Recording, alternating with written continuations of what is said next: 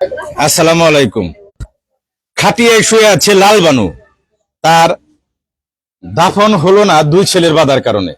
এটা গাজীপুরের সারা বাংলাদেশের টপ নিউজ বর্তমানে, সেটা আপনাদের আমরা জানাবো। আমরা আছি গাজীপুর জেলার কালিয়াকৈর উপজেলার চাপাইর ইউনিয়নের কাঞ্চনপুর গ্রামে। এই লাল বানু গতকাল বৃহস্পতিবার সকালে মৃত্যুবরণ করে। তার দুই ছেলে, এটা বড় ছেলে বাড়িতে। আপনার নাম বড় ছেলে, আপনার নাম কি? মোহাম্মদ আবুল বাসার। আবুল বাসার। আপনার যে দুই ছোট ভাই, আপনার মাকে কেন দাফন করতে দিল না? হ্যাঁ, অভিযোগ করে বলছে যে থানায় গিয়ে অভিযোগ করে যে তারা মারছে। আপনার আপনার আপনার মারে মারছেন এই অভিযোগ করে? এইটা অভিযোগ করে পরবর্তী করে তারা নিয়ে গেছে গা। পোস্টমর্টেম করলো। হ্যাঁ, পোস্টমর্টেম করে আজকে দাফন করবেন, তাই না? আপনার দুই ছেলেকে আপনার মায়ের জায়গা লিখে দিয়েছেন, এটা নিয়ে দ্বন্দ্ব। ওই তাদেরকে দেয় নাই, আপনার দুই ছেলেকে দিছিল। পরবর্তীতে আপনার বাড়িতে যখন মারা গেছে, তার আপত্তি করছে যে আপনারা মেরে ফেলছেন। এই আপত্তির কারণে পোস্টমর্টেম করে আজকে দাফন করতে হইলো। আপনারা দেখছেন এখানে কিন্তু শত শত শোক মানুষ, আত্মীয় স্বজন। এই লাল বানুর বয়স কত ছিল আপনার মায়ের? 100 বছরের কাছাকাছি, 90-95 বছর বয়স। কাকা, কি লাগতো আপনার? কি লাগে? চাষি জীবনে দেখছেন এই যে ছেলেরা বাধা দেয় মায়ের দাফনে? জীবনে দেখলাম, নতুন কাহিনী দেখলাম। হ্যাঁ, নতুন কাহিনী দেখলাম। কাকি দেখছেন জীবনে? হ্যাঁ, নতুন কাহিনী দেখলাম সম্পত্তির কারণে, আজকে সম্পত্তির কারণে মাকে এইভাবে সবাই দেখলাম জীবনে জীবনে দেই নাই আমরা। উনি সোজা মানুষ ছিল, একদম সোজা মানুষ। দেখতাছি জীবনে মাথায় কাপড় ফেলাই নে, তার কপালে নে। একদম সোজা মানুষ। আপনারা দেখছেন, আপনার কি লাগে? ভাই বউ এই যে তার যে এই অবস্থা, এইটা যে এইরকম পরিস্থিতি আপনাদের এলাকায় আরো ঘুরছে জীবনে দেখছেন? না, বাপ দাদা চৈদ্দ পুত্র দেখিও নাই। একটু সুবিধার্থে আমি বলে রাখি, এই লাল বানুর 3 সন্তান। এক সন্তানের বাড়িতে এখানে আছে, আপনার নাম জানি কি? বাদশাহ মিয়ার বাড়িতে উনি থাকতো, ভরণ পোষণ তারাই করতো। তো উনার যে সম্পত্তি ছিল কত শতাংশ? 36% সম্পত্তি আপনার মায়ের। এই সম্পত্তিটা আপনার দুই সন্তানকে লিখে দেয়। এই সম্পত্তি ন্যায় বিরোধের কারণে ওই দুই ছেলে আপনার উপরে মনক্ষুণ্ণ ছিল। যখন এই বাদশামের বাড়িতে গতকাল সকালে এই লাল বানু মারা যায়, তখন দুই ছেলে আপত্তি করে যে আমার মাকে তারা মেরে ফেলছে। এটাই তো, তাই না? পরবর্তীতে পোস্টমর্টেম ছাড়া আর লাশটা দাফন হইল না। আমাদের এলাকার চেয়ারম্যান সাইফুজ্জামান সেতু উনি চেষ্টা করছিলেন, কালীগড় থানার ওসি মহোদয় উনি চেষ্টা করছিলেন, অনেকে চেষ্টা বিফলে যায়। অবশেষে পোস্টমর্টেম হয়ে লাশটা আসছে, কিছুক্ষণের ভিতরে দাফন হবে। আমরা এই পোস্টমর্টেমের বিষয়ে একটু কথা বলবো। আমাদের এখানে একজন শিক্ষক আছে, আমি ধরে রাখি, আপনি বলেন, সমস্যা নেই। ঠিক আছে, আমরা আপনাদের দেখাচ্ছিলাম যে আপনার কি লাগে? আমার বড় বউ লাগে। ফুবু?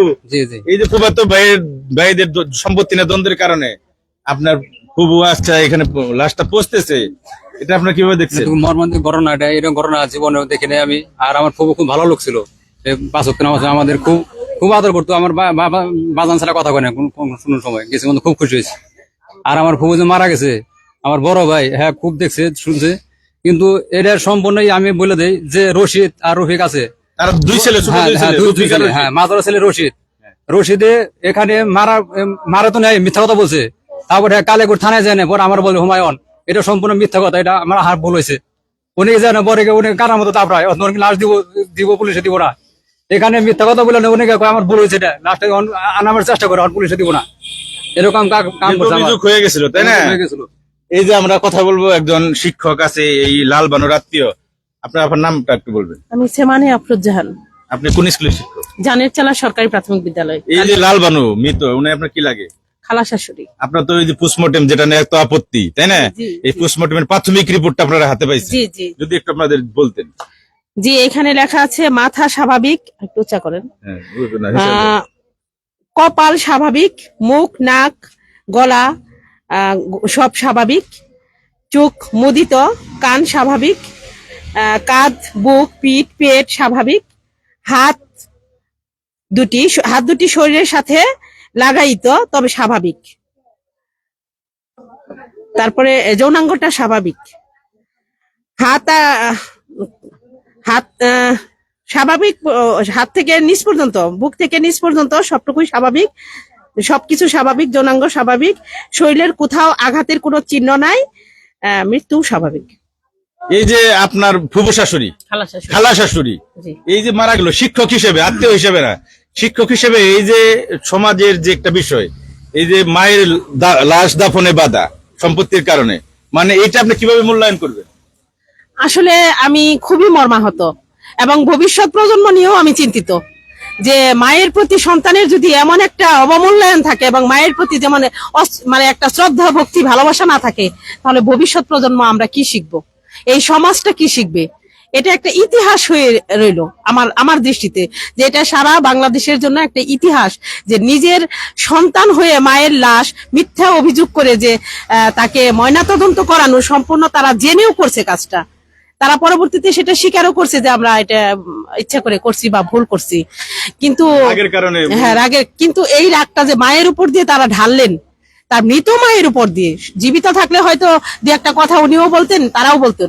একটা মানুষ যখন মৃত, তারপরে যে মা তাদের দুধ খাইয়ে পেটে রেখে ছোটবেলা থেকে বড় করছেন, সেই সন্তান হয়ে যে মাকে এরকম একটা অপদস্থ মৃত্যুর পরে করতে পারে, এটা নজিরবিহীন। আর কোনো মা কোনোদিন কোনো সন্তানকে এটা করতে পারবে বলে আমি মনে করি না। আমার বিশ্বাস যে আসলেই অকৃতজ্ঞ সন্তানরা এটা শুধু পারে।